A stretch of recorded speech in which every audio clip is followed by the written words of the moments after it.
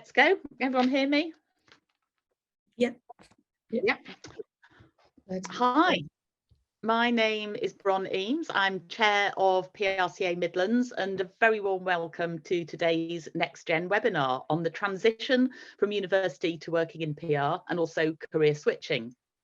There's going to be all sorts of best practice guidance and advice covering how to go about getting into public relations, and specifically the move from journalism to PR and also from teaching to PR.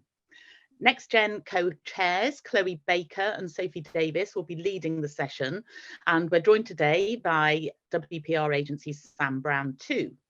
All three are going to be sharing their thoughts, which include personal experience and observations, and we're also going to have some myth busting too.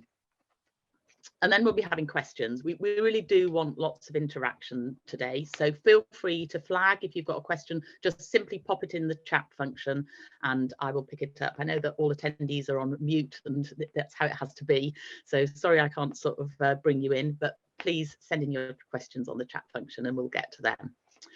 So let me introduce the speakers. Sophie is an account manager at Story Comms with a background in corporate PR.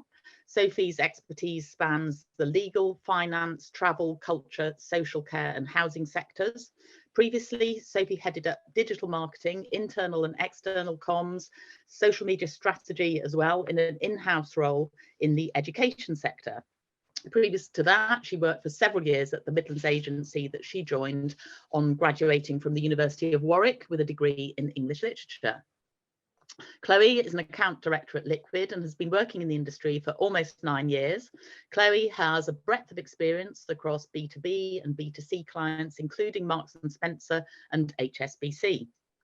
At Liquid, Chloe heads up its environmental, social and governance department, which, as I'm sure everyone knows, known as ESG, providing consultancy and support to new and existing clients to communicate their ESG values and initiatives. She currently leads teams across construction, recruitment, green tech, third sector and the public sector. And she was most recently involved with the Be Bold community engagement campaign for the Birmingham 2022 Commonwealth Games. After graduating in 2014 with a degree in English literature, Sam followed his mum's footsteps and pursued a career in teaching. After working in a support role for a year in an inner city Birmingham secondary school, sounds a tough gig, he went on to become a teacher, training on the job, and taught English at GCSE. In 2019, Sam left the school to work in further education at a sixth form college where he taught English and media studies. It was during this academic year that he studied a master's in PR at Birmingham City University, still working part-time before leaving education altogether in May 2021 and starting at WPR agency. Since then, he's been promoted twice and is now a senior PR executive managing his own accounts. I can't wait to hear what the three of you've got to say. I'm now going to hand over to Sophie and Chloe, who are going to start off by telling you a bit more about their hopes and plans for NextGen. Thank you. Thanks, Bron, and thank you for the lovely introduction. And hi, everybody. Thank you so much for joining us today. We really hope you do get a lot out of the session. So Sophie and I became co-chairs on the PRCA NextGen in the Midlands. It was around 6 months ago now. We both work agency side at the moment. Sophie works for the brilliant Story Comms, and as Bron mentioned, I work for Liquid. So our main aim of NextGen is to support those who are perhaps just starting out in their career or have been practicing for years. We hope to equip practitioners with all the tools that might be needed to progress anyone's career. So the aims of the group really are to provide inspirational insight and also to ignite ambition. We really want to highlight what constitutes great PR and comms and share that best practice. We want to break down the barriers within the industry, promote the importance of PR and comms as a profession, but also emphasise the collaboration within the industry and also bringing those practitioners together. So in terms of the future of NextGen, we're always looking for new ideas and we're here to help you. So if you do have any ideas, please do get in touch. We do have a Twitter page and we really would encourage you to share your ideas in the Q&A box as well as any other questions. But like I say, yeah, we see this as a really collaborative sort of webinar where we want to hear what you want, help you out the most, and we can take it from there. So Sophie, did you have anything you wanted to add?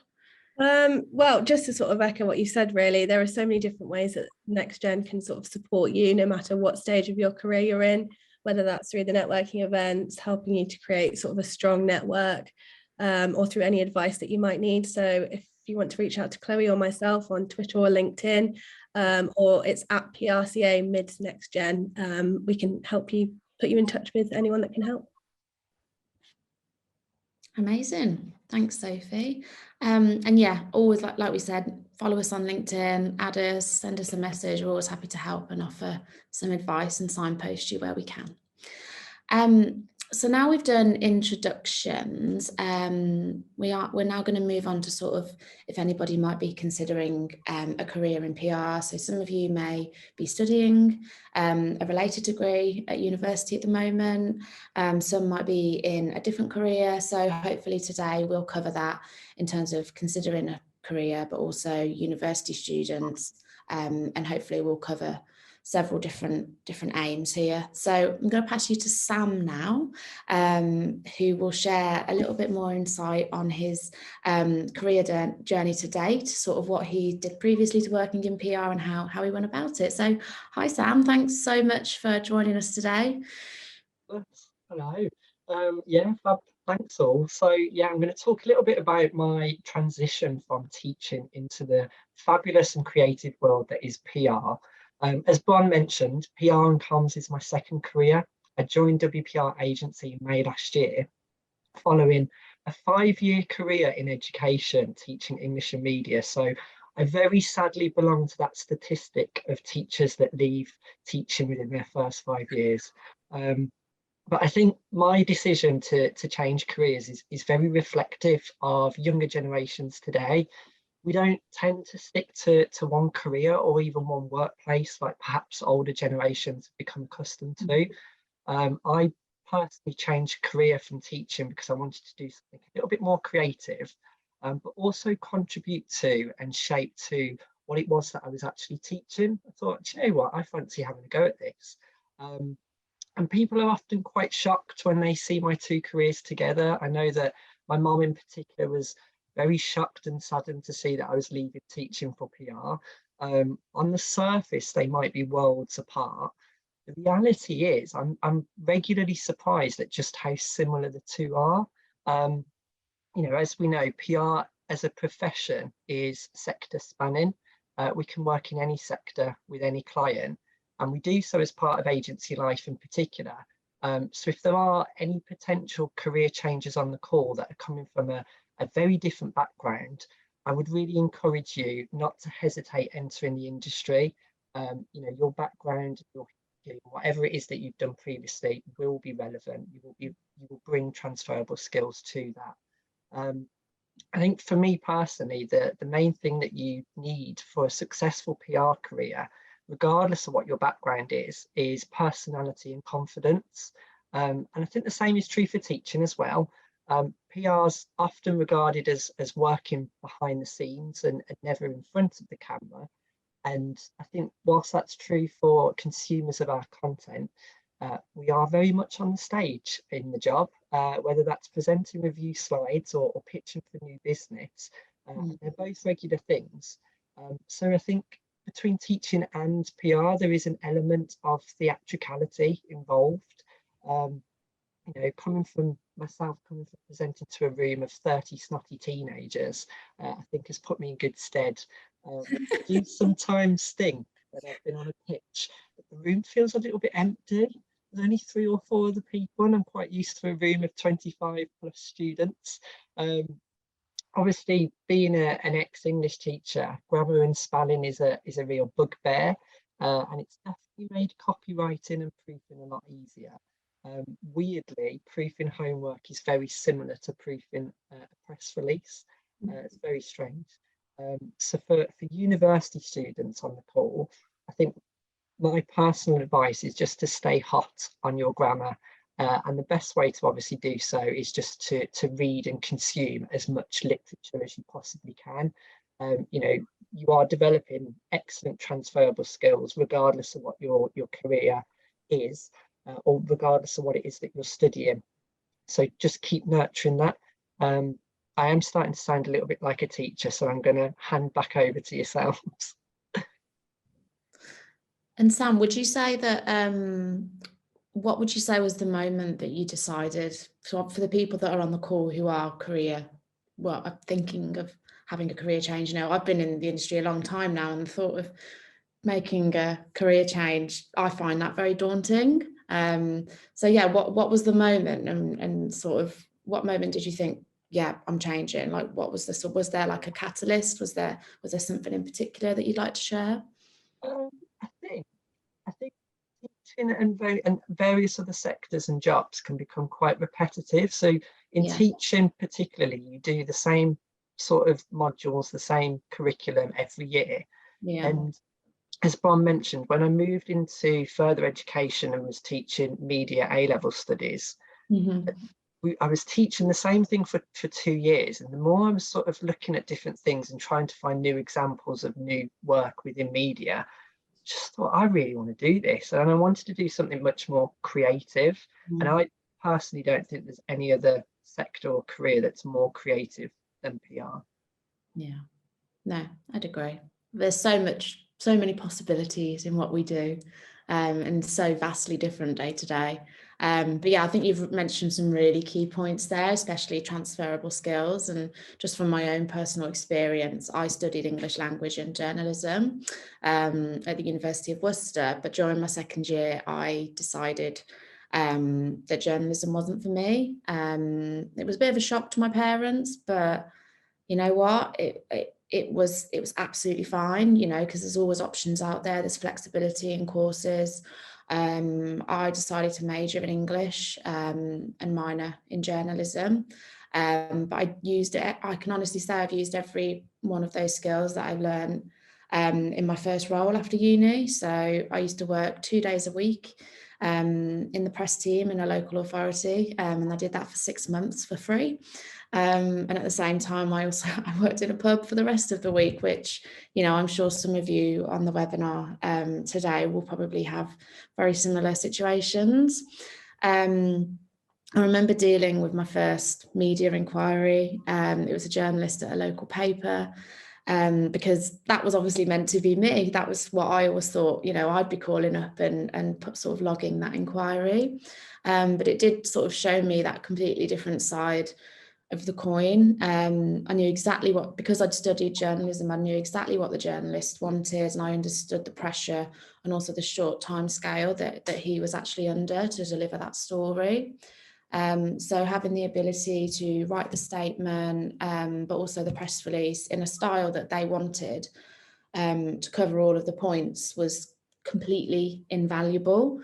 So yeah, I just want to sort of reiterate the point that the fact, if you are on this webinar and you are studying at university, you know, it's the point, the fact is, it's the point that you're there, that you're dedicated, and that you are applying yourself to some subject matter in some shape or form. You know, and I think it's safe to say that we all on this call have our different experiences and several different bits of advice to offer, really. And I think, you know, what we want to share with you is some sort of like advice to someone that might be considering a career in PR. And Sophie, I'm gonna look at you now. Hopefully you can sort of just add in some thoughts in terms of people, what they might be considering, and yeah, where to go from there. I was just going to say, Chloe, adding to your point about trying to juggle a job as well, I feel like there's a lot of transferable skills, sort of softer skills that you can get from sort of part-time work as well, and a lot that you can bring from your everyday life into a career in PR in terms of presenting and just being more confident, leading a team, that sort of thing. So I think although it can be overwhelming at first, there's a lot that you can draw on to sort of make that transition easier. Yeah, totally agree.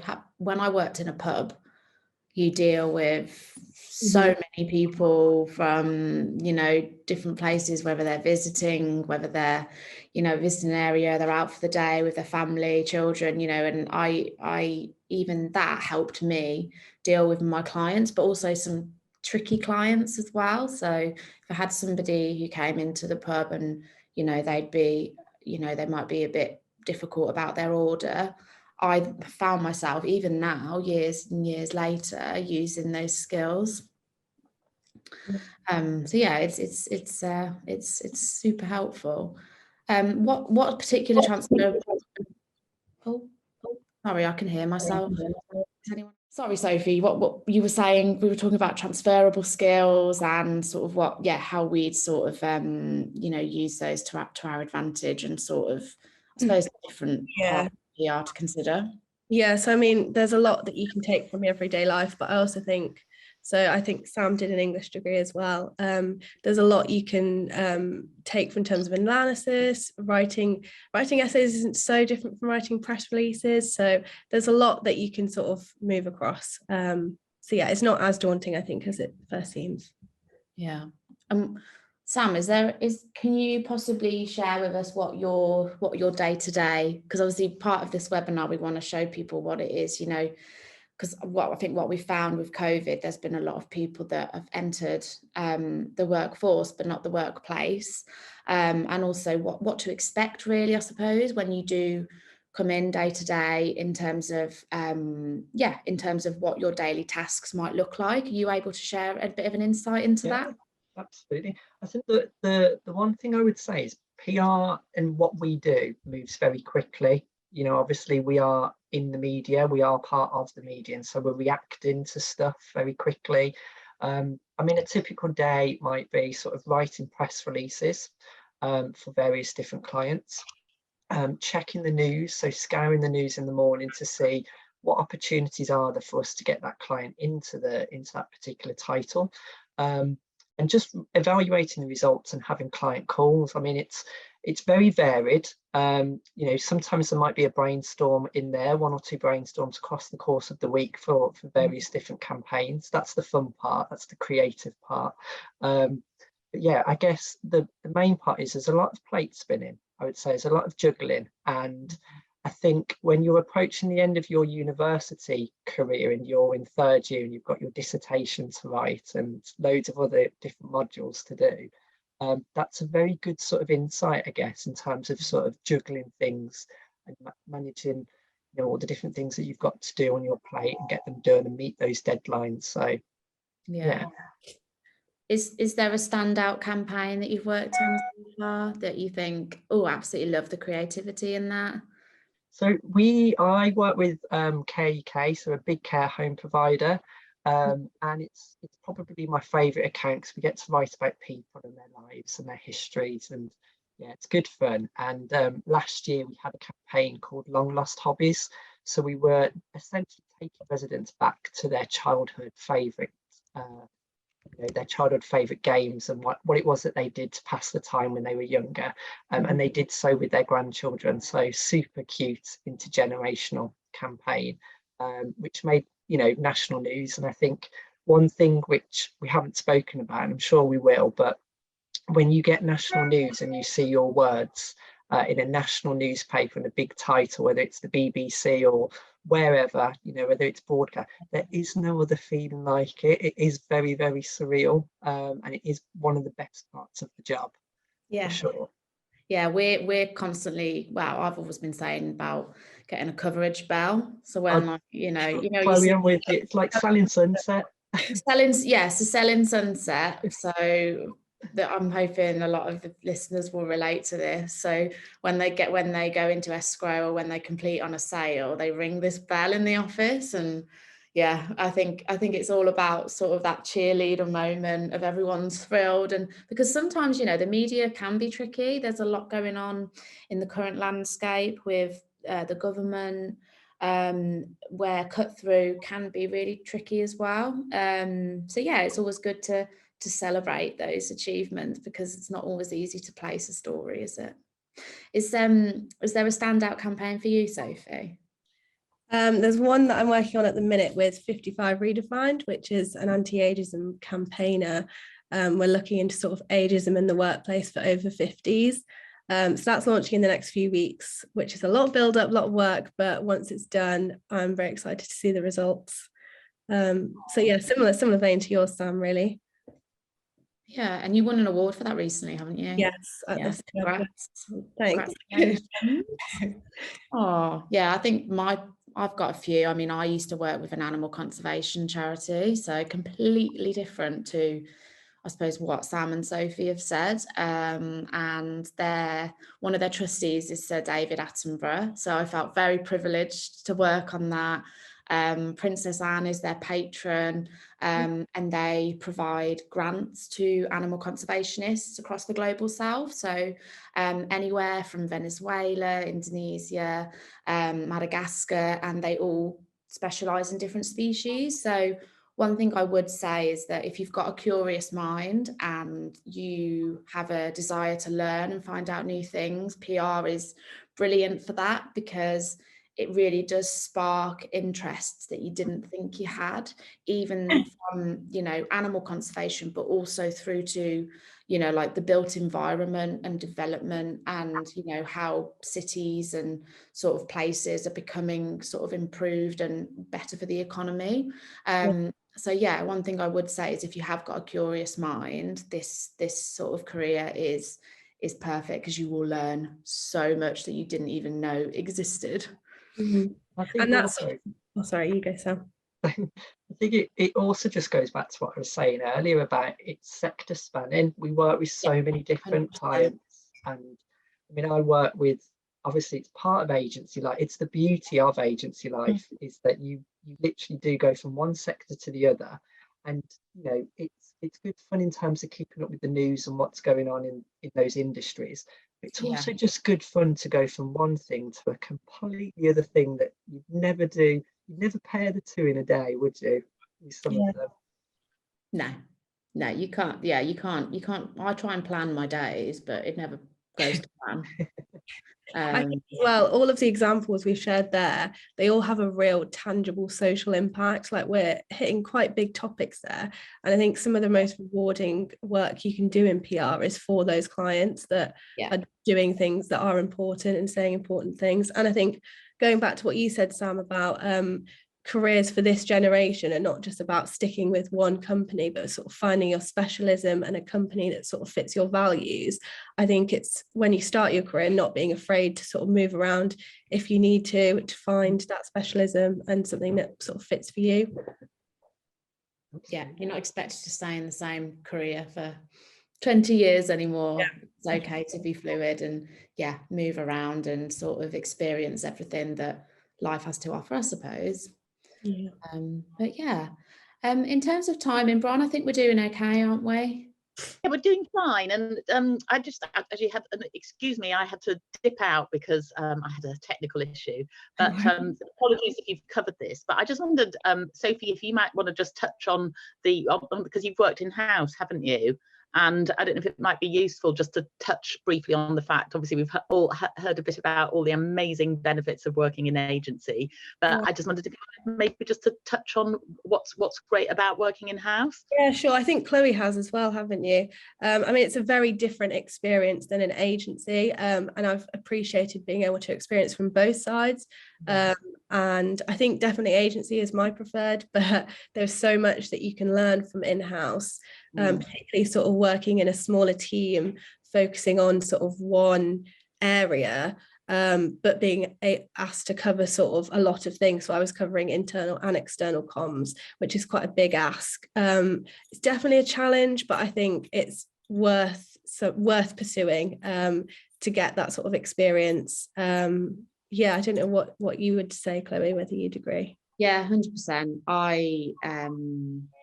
It is different, but then at the same time, it's helped me realise with my clients now what position they're in, and like we've said, in terms of getting experience, you know, it's great to experience everything. So my advice would just be, you know, if you get an in-house opportunity, I'd say it's probably easier to go like from one way to the other. Would you agree, Sophie? Yeah, I think so, definitely. Yeah, so obviously if you've worked in-house for a long time, you'd probably have a shock going to agency.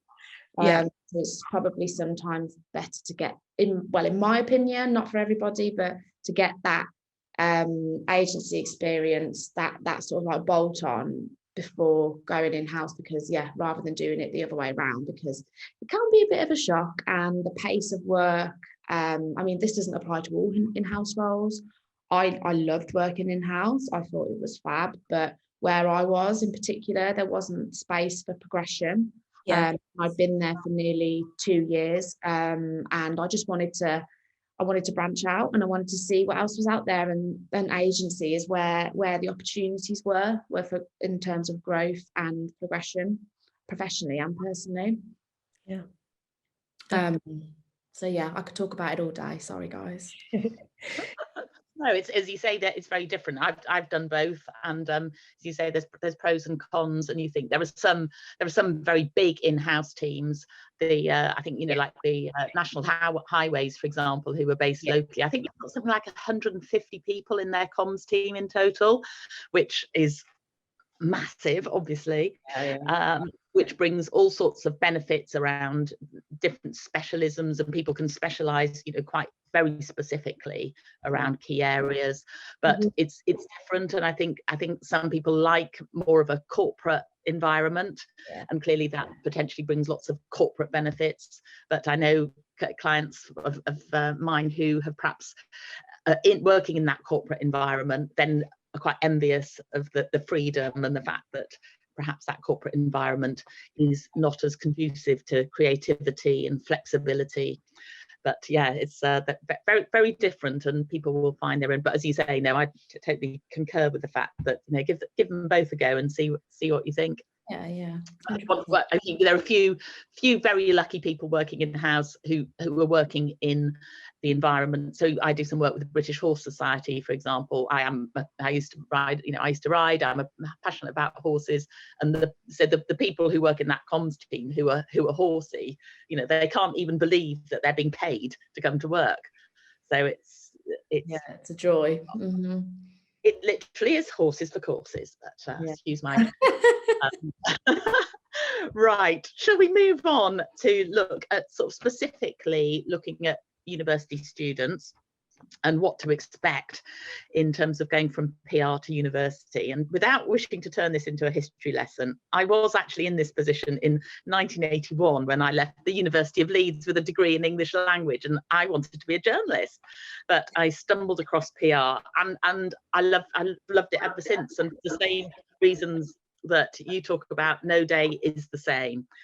I think probably there's quite a few similarities today as there were back in the 80s, but there are certainly a few things have changed. You certainly no longer have to post out your press releases, or if you've got a journalist who urgently needs a photograph, you don't have to order a taxi or bike and put the photograph in an envelope and give it to the biker, and you don't have to wait for your media coverage to be delivered by Royal Mail maybe twice a day if you're lucky. So lots of things have changed. Anyway, Sophie, I know you're going to talk about the importance of work experience, and alongside lots of other great advice. So over to you. Yeah, sure. So my sort of route into PR was slightly different to Chloe and Sam's. I decided during my second year of uni to use my low contact time to do a day a week of work experience. Firstly in a school for a year, and similar to Sam, I just found that it wasn't quite the path for me. There was a lot of sort of transferable skills from my degree, but there was also a lot that was missing. So in the third year, I did a bit of research, and I came across a PR company that I could do a day a week for. And it was a really great way to sort of get an insight into what a real workplace looks like. And I think that was perhaps the best thing for me to sort of inspire me to follow a career in PR, and also to help make that transition easier. And I'd say that's sort of the best thing to use work experience for, if you can find it, is to use it for that inspiration, so that you know what you want to do, what specialisms you want to look at, and to just give you that variety of different experiences. But also, again, the transition from sort of seminars and lectures to a workplace can be quite jarring at first. It's quite a hard transition. And especially in this sort of day and age when we're all hybrid working, I think it's quite different than when all of us probably started after graduation.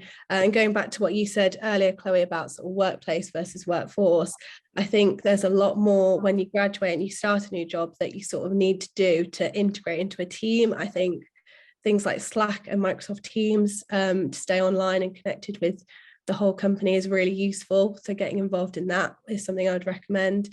And then just sort of throwing yourself into after work events, bonding with the team, representing your company where you can, I think is really important as well.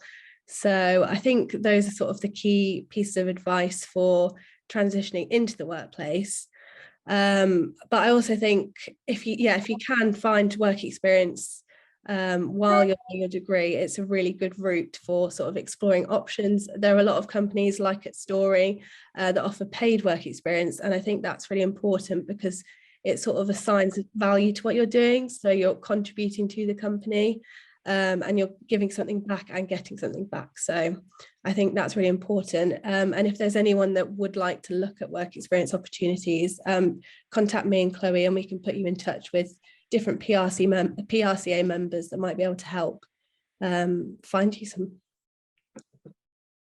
I would second everything, Sophie, that you've just said. I think when to whiz back to last year, sort of last Easter time, I was obviously still in education and I had the beauty of the holidays, which I need a campaign to get the holidays into PR. we need that 6 week summer. But I used the holidays to seek out work experience. So I did a 2-week work experience placement at WPR in the Easter holidays, and I can't stress enough the importance of work experience, because PR as an industry is growing. There's so many different aspects and areas to it, whether it's B2B or B2C or social or whatever. So again, I'd encourage everybody on the call to gain work experience and to sort of pursue what is it on that work experience program that you like doing, because B2B is not for everyone, B2C isn't for others.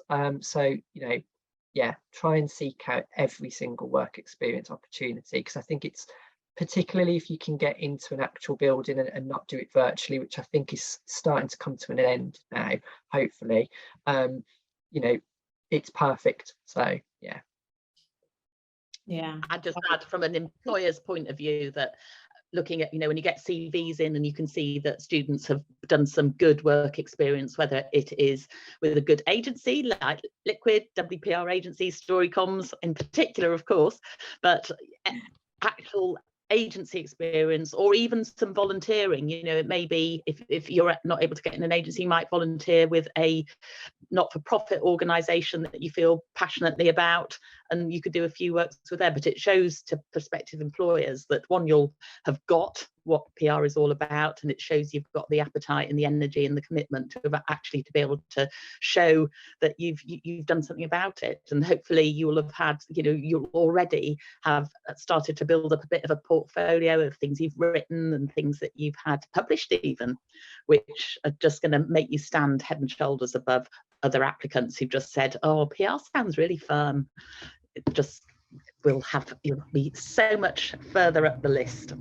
Yeah, I think as well, like, I really sympathise with, when I was at uni, I found it really hard to get work placements and work experience, and it wasn't through lack of trying. It was, I used to sometimes get, well, you need at least 3 months experience to do this bit of work experience, and I'd be like, well, that's the point why I'm doing this, because I want to try and get work experience. So I really sympathise, because it's not easy. Back when I could have done a placement in London, but it was for a week, and I would have had to have paid all my travel expenses and accommodation down there, and that just wasn't realistic for somebody that was working a couple of days in a pub and working and volunteering at their local authority in the press team. So I really sympathise. But what I would say is, and I know my boss specifically, she really respects when somebody has just gone out of their way to send like a really tailored, bespoke sort of email with a portfolio and like a covering letter, and that does go a long way. I think, you know, I think also some people just Google and go for the obvious internships or go for the obvious, I suppose, work experience that's out there. And I think there's so much more to those big names. Like I remember I was applying for like a Barclays like internship, and I was just, it blew my mind. There were like 20 or 30 different boxes to fill in and different stages. And I look back now and I think, oh gosh, I should have just, you know, gone and done my research a little bit more perhaps.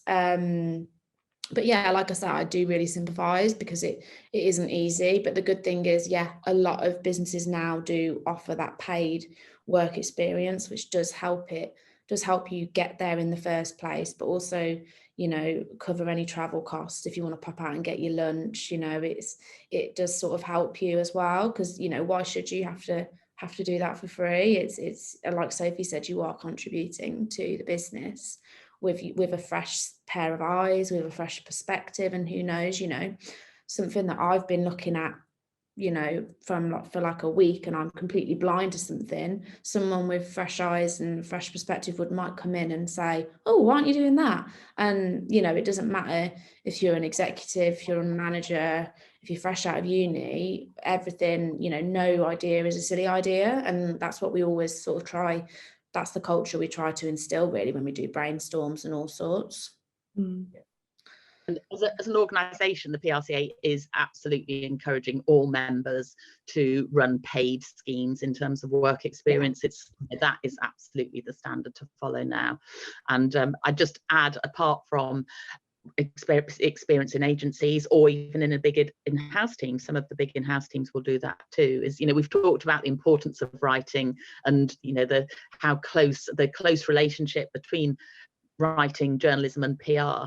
And another thing that can look fantastic on CVs is if you've been doing some student journalism. So for example, I know University of Birmingham has got a cracking award-winning Red Brick, is it Red Brick, the student paper there, that's is very well thought of. I'm sure all other universities have similar, whether it's their own broadcast stations. But that's the type of thing where you can show that, you know, it's part of your life. Again, will help you to build up your portfolio. And finally, of course, in this world, you know, today you can just write yourself in terms of blogs that you might have written, things that you feel passionate about, because as we've all said, talked about the importance of communication and being able to write effectively and concisely with impact is something that you can also demonstrate off your own back as well. Yeah, that's the power of social. It's your own platform, publishing platform. Yeah, and also for finding those opportunities as well. It's really good for networking on Twitter and LinkedIn, I'd say. Yeah, and if you haven't, sorry. No, you carry on. It's okay. I was going to say there's some PRCA links as well that we can share, isn't there, Bron, for helping people access. Yeah, so we can share those. Yeah, there's loads of great resources on the PRCA website. Absolutely. So I think is that anyone else got anything more to say about advice for students looking to get into PR? Did anyone have anything they wanted to add about myth busting and sort of that from that perspective, Sam or Sophie? Or do you think we covered that? I think the one thing I'd add is it is as fun as it says on the tin. It is fun. It is good fun.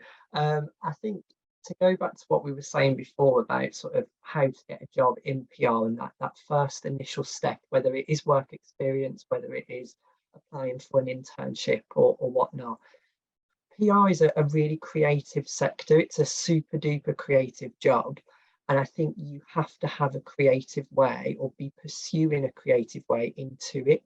I remember I did, I think I wrote a poem to get my work experience. I put my English teacher hat on and I wrote a poem and sent it off. You know, don't just send in a traditional CV and a traditional cover letter, because that's for the boring jobs and the boring sectors, and we're far from that. So I think, yeah, as you were saying, think of creative ways into, you know, what is going to grab the interest? Can you put together a mini campaign? Can you think of a different way? You know, our job is to deal with words. So how can you use a creative way to use those words to get the job, or to get the work experience, or whatever it is? Yeah, and I think one example, just adding to that, we had I think they were applying for like a social exec job, and they submitted a thread of like themselves, so like on Twitter, like it was, when it says like a title and it's a thread, and then it's like little bit about them, and which I thought was quite creative. But yeah, so tailor it to the actual business you're going for. So if they're quite corporate, obviously, my advice would perhaps look at how they style themselves on their website, look at their tone of voice on their website, on their socials, and sort of tailor your approach to that. I think with Story, you've got your whole corporate punk sort of narrative. So you guys, like it's all about sort of power to the people. It's all about standing out. Do you know what I mean? Whereas for Liquid, we're probably a little bit different to that, and that's okay. But it's about sort of reading the room as well, I'd say. Seeing what you definitely. Yeah. But no, I think that's really good advice, Sam. Yeah, and I'd echo that again from an employer's point of view, having sort of run agencies for over the decades. Again, I would say it's much better to spend time doing fewer applications that are bespoke rather than just churning out, just doing sort of, just blasting out emails with you, because people aren't going to look if they look as if you have not taken the time to tailor a message to that individual agency. Whereas just with a few little just pointers that, oh, we love that campaign, or I saw you were on BBC News this morning, or whatever, it will just show that you have tailored your message to your audience, and that's what PR is all about, really. So you again show that you get it. Fabulous. Right, we could do with some questions, couldn't we? But before, hopefully we'll get some in the chat function. But I've got a question for you three. I'd like to know what advice you three would give to your 21-year-old selves now that you are where you are and you've started to and you've already now developed some fantastic careers. But what would be your advice? I think for me it would be, and I know this is easier said than done, but to have confidence in yourself, and to sort of speak up as much as you can, because like Chloe said earlier, you're coming to an industry with fresh pair of eyes. You have got ideas that are important and people will listen to them. So I think it's quite easy to get overwhelmed, but yeah, just to have that confidence, it's really important. Yeah, Great advice. I'd kind of second that. I would say don't be afraid to dampen your personality, because personality is what PR is about. We need to bring, super duper bubbly personalities to the job, and try new things. Don't be afraid to experience and try new things. I think, try a career out. If you want to change it like I did, then change it. Do it whilst you've got the time. Yeah. I think mine's probably just, approach things with an open mind, and so approach things with an open mind. I used to get so apprehensive about joining a client call, and actually a lot of it just, it's just common sense too. So believe in yourself, use the skills, the transferable skills, but also the skills, if you did study PR, use them in your everyday, apply what you've learned. I think just grasp every opportunity with open arms. So I'm not sure where Bron's gone, so can we answer a few of these questions? Oh, hello. I'm back. Hi, can you hear me? Yes. Yeah. Yes, yeah. No, we've got some questions. So we had a question about advice trying to find a mentor. Yeah. Okay. Who wants to answer that one, guys? I can, if that helps. So if you're at university, I know there are mentor mentoring schemes that the university provides. So I've been a mentor for one of the universities in Birmingham. So, you know, there's always utilising those schemes and your career sort of advisors.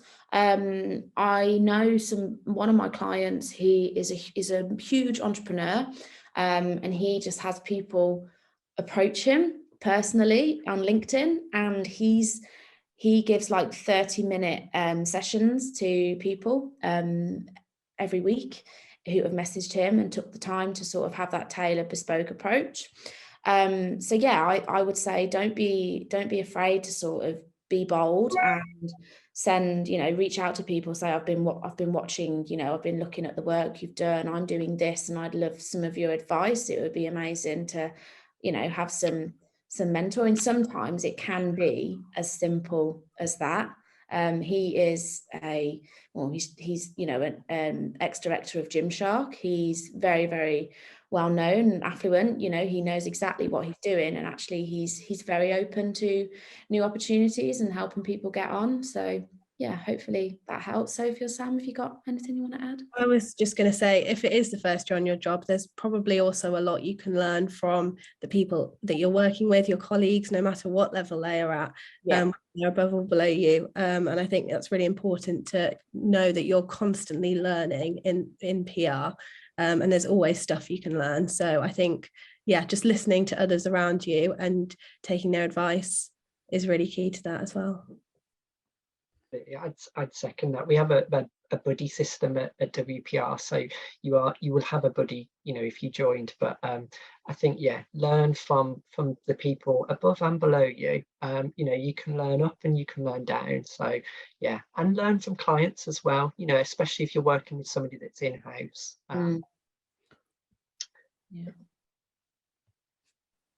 Yeah. We've got a question from Sophie Drake here about, we've heard some stuff about getting in, career swapping, but once you're in, what's the biggest bit of advice you'd give newbies to make the most of the opportunity? Shall I take this one? Hi, Soph. I would say, kind of similar to what I said earlier, throwing yourself into the culture of the company would be my first starting point to sort of make yourself feel comfortable in the workplace and sort of comfortable to sort of then step into a client-facing role. And like we just sort of said, learning from others, I think, is really important. But yeah, it's having that confidence and that belief in yourself that your ideas and your perspective on things is important. I think is really key when you're starting out. Yeah, I also think show willing. Like everyone, you know, it might be daunting when you're in a workplace that you don't really know anybody and you're like, oh, but you know, I can honestly say when I was first starting out, I just try my best with everything. I put my hand up for everything, even if it was, you know, maybe after work one night and it was, you know, going to experience something new. It was daunting, but yeah, I was willing, and that didn't go unnoticed. I think just immerse yourself into the sector that your clients are working in. So, you know, the more that you learn about the sector and the more that you know what the big news is happening in those industries, the more confident you will be, especially on client calls. There's a question from Arian about what you all said about being fluid and being able to find your specialism was really empowering. Were there any particular challenges you faced that you've been able to learn from? Mine's definitely Excel sheets. I was not being an English teacher, I'm not an Excel number person, numerical person, but yeah, no whiz kid when it comes to formulas, I think. I think mine probably is, you know, find specialism. So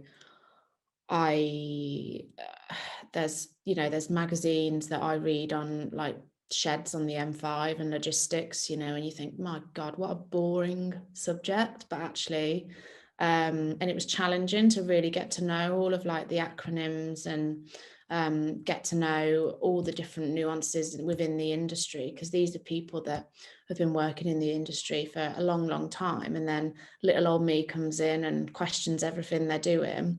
So that, I'd say that was quite challenging, and actually just again the whole you know, immersing yourself, it's it's so crucial, because, you know, the client notices that they need you to understand sort of what's going on in their sector and the challenges. And it's not something that you'll learn overnight. It's something, this particular client I've worked with for 5 years, and it's taken a lot of time and dedication to sort of just get to know their industry and sort of understand it as well. But I think it's just that willingness and that openness to learn as well.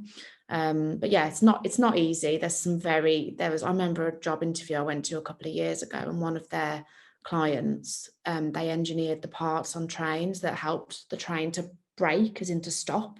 And I was just like, you know, and obviously that's very specific, very B2B, sort of a niche topic, and it's just things that you don't even realise exist.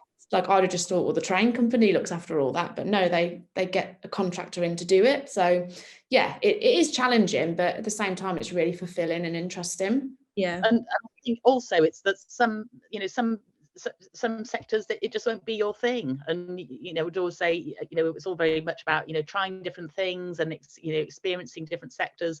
But some of them think, you know, actually, you know, I've had a look at that, it's not for me. That's fine. You know, there's plenty more opportunities out there, different sectors. So you just take it as, right, I've learned that isn't for me, or sectors that have that sort of those factors involved aren't going to be for me. So yeah, it's all about learning. And we've got a few more questions actually. There was a question about what does a day in your life look like working for a PR firm? So who'd like to pick that one up from Alice? I think Sam covered that a little bit previously with sort of talking about press releases and that sort of thing. But there's definitely more to it than that. I mean, there's press releases. I write a lot of case studies, which means I talk to a lot of people. You've then got client meetings, pitches, all that sort of thing. But every day is completely different. I don't think there's any set day in PR.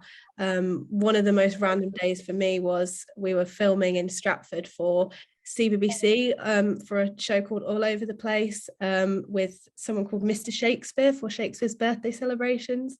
Very random day, and if you look in the background of the episode, you'll see me having my photo and autograph taken with a lot of tourists who thought I was famous. So yeah, there are lots of random anecdotes like that you'll hear, I'm sure, from people that work in the industry. I hope you kept that going, Sophie. Live the dream. Yeah.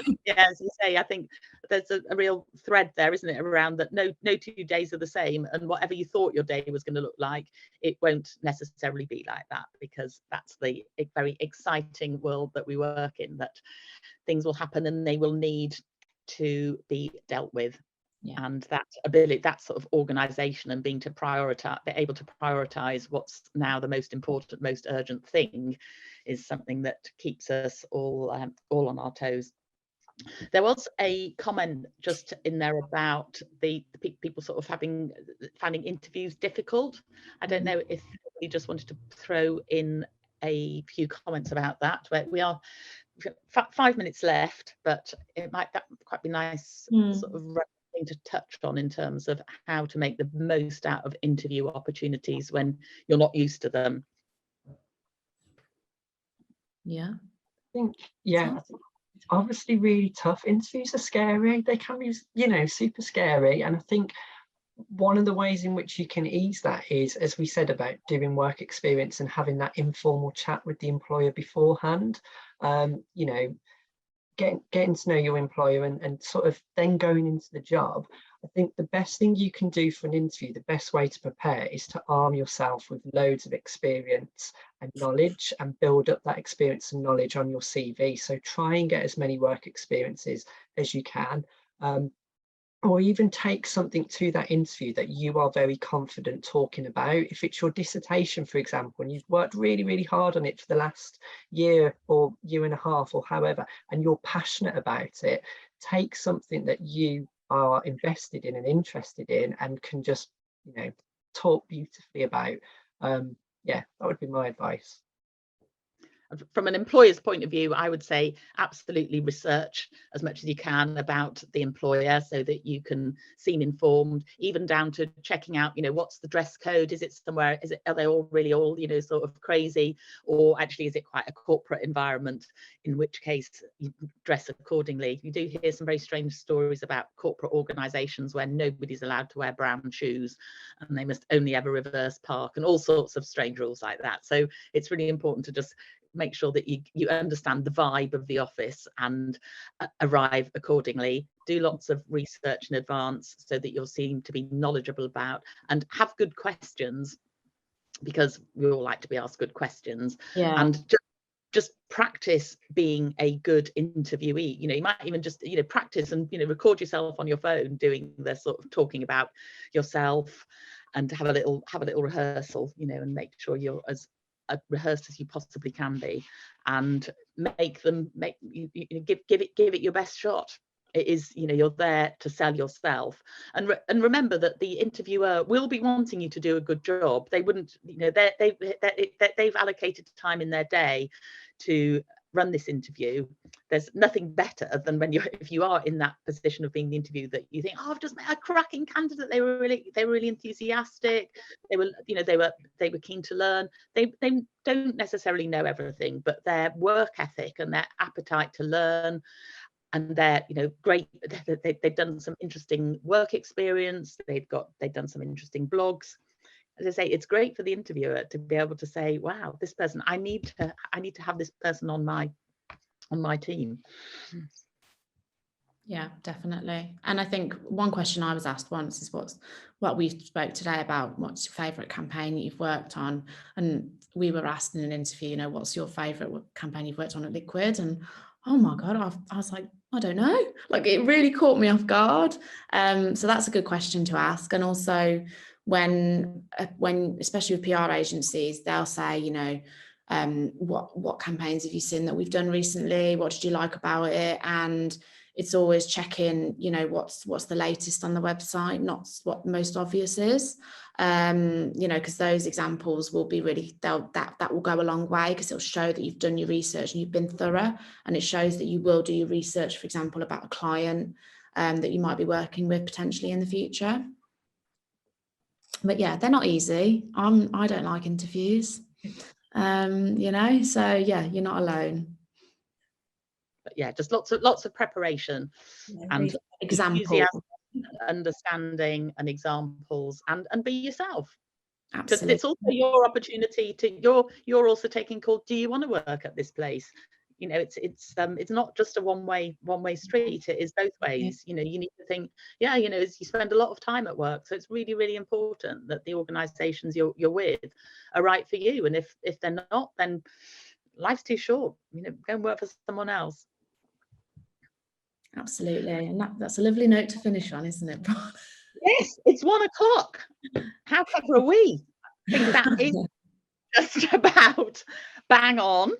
So yes, thank you, Sophie, Chloe and Sam, for some amazing insight into the careers you've had to date, which are incredible and very impressive. You're clearly all going to go far. I hope our attendees have found the session interesting and stimulating, and by all means get in touch with any of us if you've got specific questions offline and you'd like to get in touch.